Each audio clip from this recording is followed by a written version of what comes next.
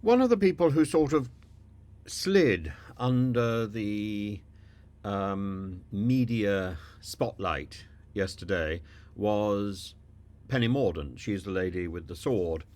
And she, exactly like Rishi Sunak, was determined to poke fun at Scotland. Uh, Unlike Rishi Sunak, she didn't draw police attention, but what she did do was to say, uh, she was talking about Keir Starmer. She says, no, Starmer has emboldened militant trade unionism and voted against protecting the public access to services that they pay for. Now, in Act 3, he wants you to believe he's Tony Blair. Starmer will do anything and say anything to win an election, blah, blah, blah, blah, blah. He won't stand up for anything or anyone. He won't stand up for you. More likely he's going to lie down. Lie down in the street with Just Stop Oil. Lie down with the Lib Dems and the SNP. Lie down with Ed Davey, the man who makes Tim Farron look like a giant. Lie down with Humza Yousaf, the man that made Nicola Sturgeon look competent. Interesting language, isn't it, really? It's, it's good on rhetoric. It's fairly nasty. It's fairly nasty.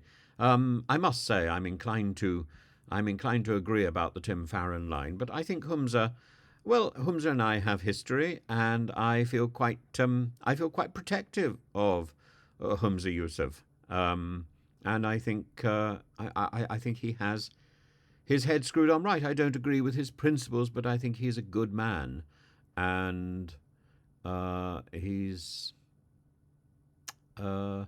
I was going to say that he means well, but then, of course, there are many people who have savaged their country and who have done great damage, who have meant well or said they meant well. I don't think Humza is one of those. I think Humza puts in the work. I think Humza does the job. And I think Humza has got his heart in the right place. I don't think he's right about Scottish independence, but we've already had that conversation. I think, on the other hand, he is absolutely right about the need for social justice, about and about